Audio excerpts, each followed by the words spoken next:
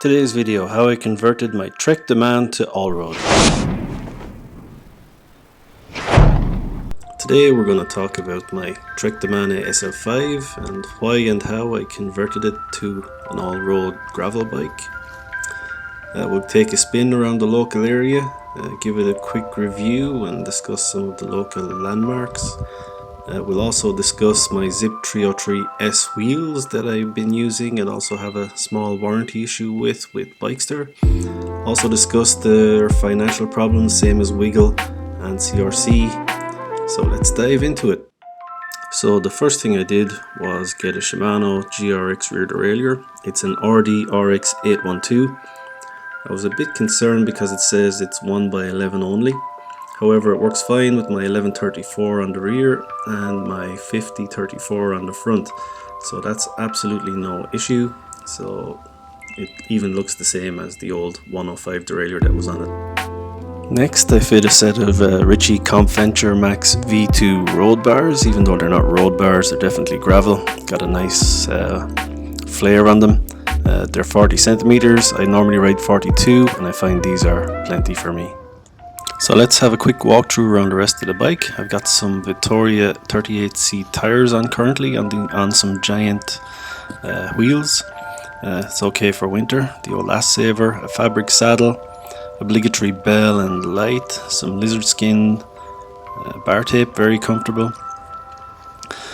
If you go to the front, you can see the flare on the handlebars and also the ISO-speed decoupler on the front. These wheels are good for the dry forest tracks we have here. Also you see the 105 shifters, which have shifted out nicely. A couple of blue bottle cages which I got when I bought the bike. Maybe they don't go with the color scheme. And also a lizard skins frame protector and some plastic frame protection. Finally, we take a look at the drivetrain and also the XC6 time pedals that I have, which are quite handy. I also put on some new Swiss stop brake pads, which seem better. Let's head out for a spin.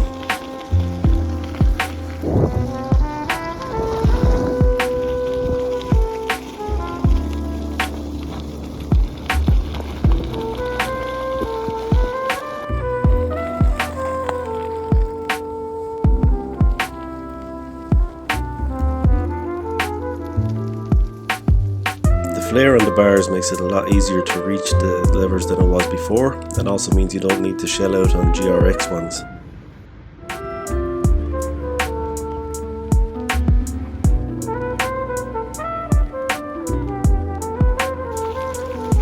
In general, the bike is very comfortable. The two ISO-speed decouplers really make it comfortable, especially if you're on a little more rough stuff, but around here it's not that important.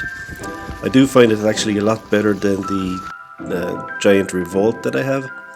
It's a lot more comfortable and it's a lot quicker as well. I also have a BMC theme machine if things get really fast, but the Trek can keep up in most circumstances with good wheel.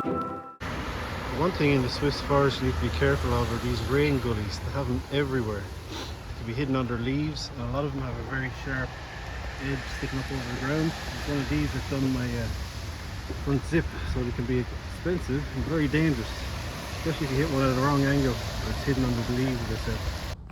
You also get these little chestnuts laying around. I think they're ordnance survey points. You can see where you can put the little pole in. That's me soaked, and I was literally 3 minutes from home. Well, got most of the muck off the bike. Always an upside. The Zipp 303S are great wheels, very light, very aerodynamic. The only thing about the rear hub is that there's a little rubber flange you have to push in with a cable tie, and that's literally all that holds on your free hub body and your cog, and I've had cases where it's fallen out. At the front you can see where I cracked it on the rain gully, so that wheel is definitely ruined. So I've actually been back to the shop that I bought it off to see about the SRAM Keep Rolling initiative. I bought the wheels from Bikester in Switzerland. Now, didn't really get much satisfaction with them because I think they're part of the Wiggle and Chain Reaction group, and it looks like they're taking payments but are not currently fulfilling orders, so be careful with that. So they're obviously having trouble with insolvency as well. I ended up going to a company called Chris Sports in Switzerland, who are the main dealer for Zipp.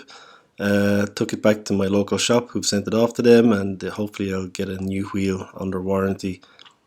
Fingers crossed. So that's it from us at 2RAD-Good. If there's anything in the video you'd like us to go into in more depth, please leave a comment. And also, if you thought it was good, like and subscribe. This was our first video, so we'll be having more content coming up. As I said, it's generally general, so it could be anything.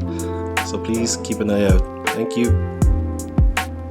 As always, good night on board, lad.